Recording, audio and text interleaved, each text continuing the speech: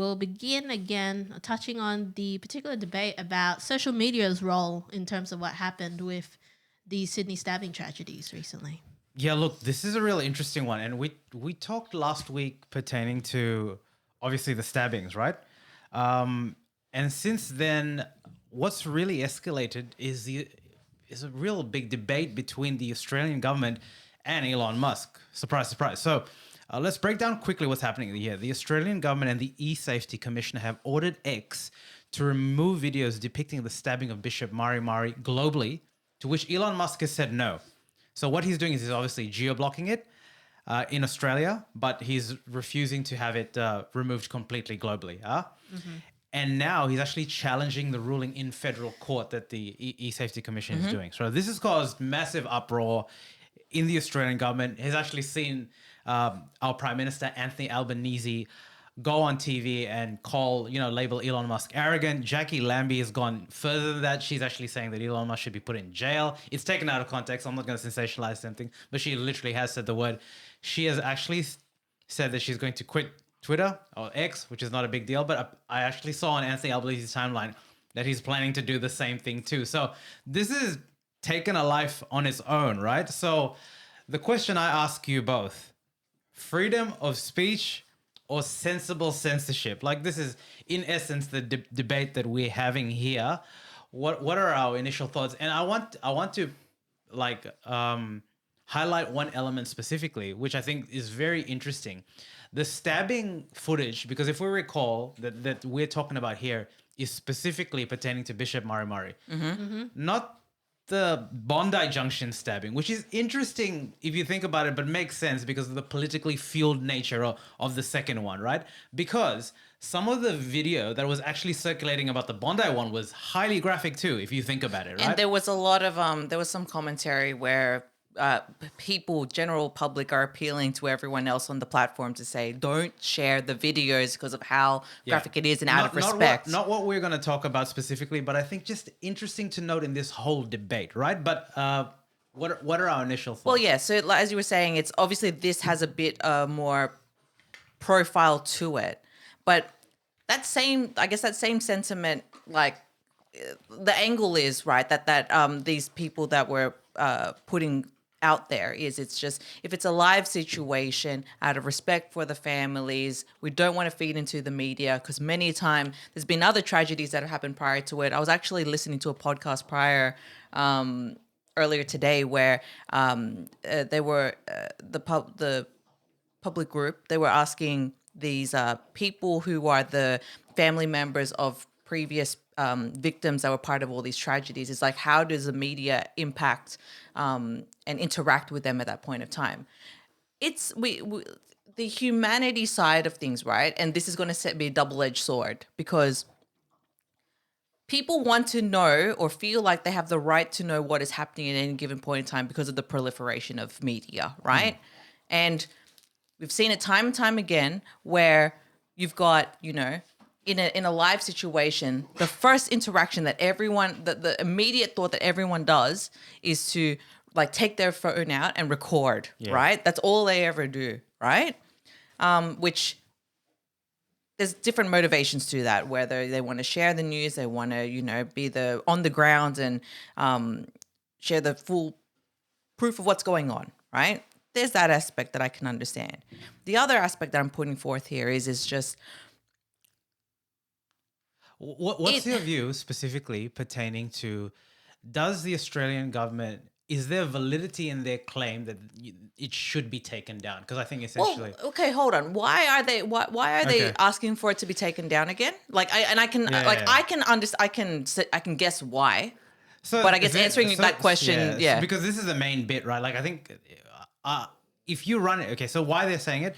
They're saying that basically it can cause harm to society, right? Now, it can cause harm to society, right? Specifically citing younger people. It's distressing. They don't want it to incite violence. And I think this is why it's very specific to Bishop Mari Mari. We know why. This is a religious overtone, right? They've not talked about the Bondi stuff, right? They're talking about the Bishop Mari Mari specifically. It's two separate But there's stabbings, right? And it's just as... So if you're saying... Yeah, okay, I get you. If you are saying, hold up, this is graphic, Dude, the guy, we heard and we saw some videos before they were taken down of blood spluttering. Yeah. It doesn't get more graphic than that, okay? So they're saying that the graphic nature of these occurrences can incite violence and destabilize a society, right? Or can add elements to that. So, yes, the answer is yes. Like, there's an element of that that's fair. But, and this is where freedom of speech, right? Freedom of speech, right? So the definition of freedom of speech is the right to articulate opinions and ideas without fear of retaliation, censorship, and legal sanction. So this is exactly what the government is saying, right? So just to break it down, there is no right or wrong answer because I've gone mentally around this rabbit hole, just understanding what do I feel my position is. But to articulate it here, the government is saying in Australia, or they're not saying in Australia, they're saying in the world, we want this off your platform. And Elon Musk is saying, how about no? Like I will geo-block it in your region, but I'm not going to geo-block in the world because by doing so, I'm allowing a single government to exercise the power of blocking it there. Fully understanding, and he's not an idiot. I'm not pro Musk in this. I'm pro Musk as a concept, but I'm not pro Musk here. I'm just laying out the facts here, right? And this has gone to a political football back and forth. Well, arguably, based on that, right, there's a couple of, like, this is not the first instance of this happening, and obviously we're going to talk about it a bit more down the track, right? Yeah. Because there's parallels here where it's he has a point. Yeah, he has a point. It's not clean cut, right? Yeah, and I think when we try and like cut through the noise. Look, I was looking at Albanese's tweets and stuff like that, right? His engagement has tenfolded globally since he's talked about Elon Musk. So they're not silly. Any publicity... It's all about the engagement, right? But what I mean is, like, no one cares about Albanese, no one cares about Jackie Lambert in isolation, right? But once they start attacking Elon, calling him an idiot and an arrogant prick, which, by the way, he is. There's no need to deny that, right? But... If we there isn't, like, it's in his biography and that, and here is also the different ideologies between countries and that, right? Because in America, freedom of speech is a holy grail topic, right? Like the basis of which that country has been founded on is the democratic right to have freedom of speech. Not saying that it isn't the case in Australia, but it is really just a hammering topic that they go hammer and tong there. Freedom of speech, right? I have the ability to marry who I want to, all of those elements there, right? Well, doesn't everyone have the ability? But what I'm saying is, as a media thing, it's huge there. Then it permeates the Western media sphere, right? But just to put it there, when Elon Musk bought Twitter, it was seen as a mistake by a lot of his close business confidants, right? And he's losing money on it, right? So if he is challenging something in court, I think what we've got to understand is, it is not a sound business thing at all to challenge a country and their legal system in court. So to get it down specifically, if he's doing so, it's because he fundamentally, morally feels that he is the arbiter and Twitter or X is the arbiter of free speech. But the other element is what the Australian government is saying, free speech or not free speech, this is causing duress and distress in our environment. Please take it off. If that's the reason why they're asking for it, right? Well, this is why this is the question I'm asking, right? Because it's all like my bit about it, I feel, is yes, it's distressing, but it's happened. Yep. We live in a society now where we have access to that all the time, and we're seeing it in Ukraine. We're seeing it in Ukraine. We're seeing it in Israel, Palestine, where social media is at the front of actually what is happening, and it is giving an unfiltered view of how these events are occurring. Because what previous to now, what do we have? We had textbooks, we had some photos, we had newspapers, we had newspapers, depending on if people were able to make it on the ground with the cameramen and stuff like that, right? Yep. Like I was saying, it's everyone's now got the ability to just do this, right? To create content, create content and to share that. if they're asking because it's bringing distress to, people and whatnot, that's one reason, right? Like, as in, yeah, but other than that, it's kind of that, I'm sorry, the moniker is kind of like, well, if it's on the internet, it's just there now, So, right? Yeah. Before I give like my conclusive view, because I know we've got a time limit, Kat, what is your view on it? It is very complex Yeah, across it is very both complex. grounds because I can see the stance that if you permit, like for example, the Australian government in here to allow their influence to take down a particular thing, then like where does that draw the line Yeah. then for like other bodies of power to take down particular things? But then at the same time, it's like it is a violent video. Like it is very touchy and distressing in terms of what it has recently happened here, and touched the nerve for the Yep. entire of Sydney. But then, yeah, it's similar to the whole like it is on the internet. You can always try to mute it. Like there are functions to try to take away those particular materials Yep. to somewhat make it safer for your experience on the internet.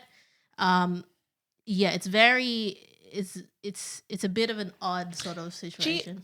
Geo blocking aside, right? Yeah. I think If they're like, that's one measure where it's like he is like, I would assume Musk is just coming to a compromise. He could have said, "I'm not going to do it." Period. but He geo-blocked it. but I think it's fair. the other aspect of this is like, especially with the community that were impacted by that, right? Yeah. They screenshots would have happened already. It's already They would out. have had like the proliferation of it. It's of their what's the word I'm looking for? It's of their agenda if they engage with that, either rally behind it or whatever. Like, you get what I'm saying? It's just like, Yes. it's what does I've got a perfect what analogy does for yeah this, right? Yeah, you go. So that just because of the time constraints, right? But there's two elements that this particular scenario is highlighting, right? Which I saw on a YouTube video by the news, and I thought it was perfect articulation. One is, this is not only happening in Australia, and we'll talk about the Senate thing. This is exactly the same concept. That's why I'm finding it hard to talk about this without getting into that. There is a broad resolve from the political parties against big tech. You're seeing It's this across the happening. board, Yeah, right? yeah, yeah. And censorship specifically. So that's number one. And we're going to talk about it in the US. Also, the other bit is the practical limits of actually enforcing such a thing if you can. Because you're right.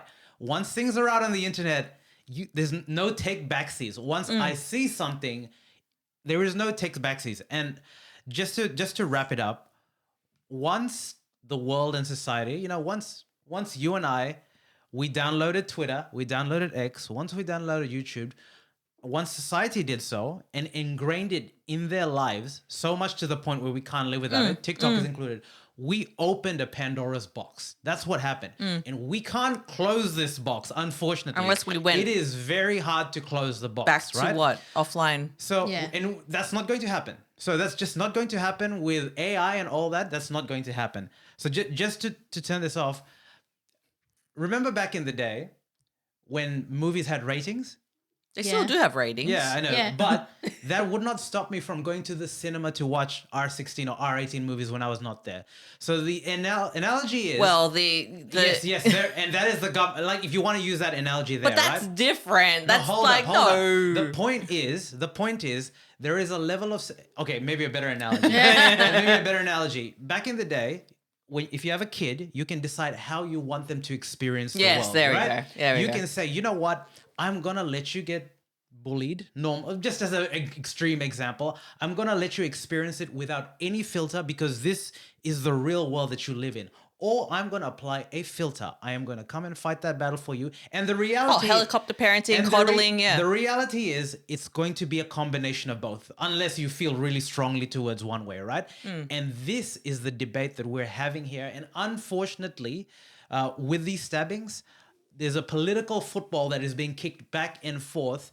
And we're going to the Elon Musk and the tech bros and Anthony Albanese, blah, blah, blah, blah, blah here. But it is fundamentally highlighting an element where people distrust the government as a whole. So do you think that they want the government to censor things as a whole? I can tell you no. They don't.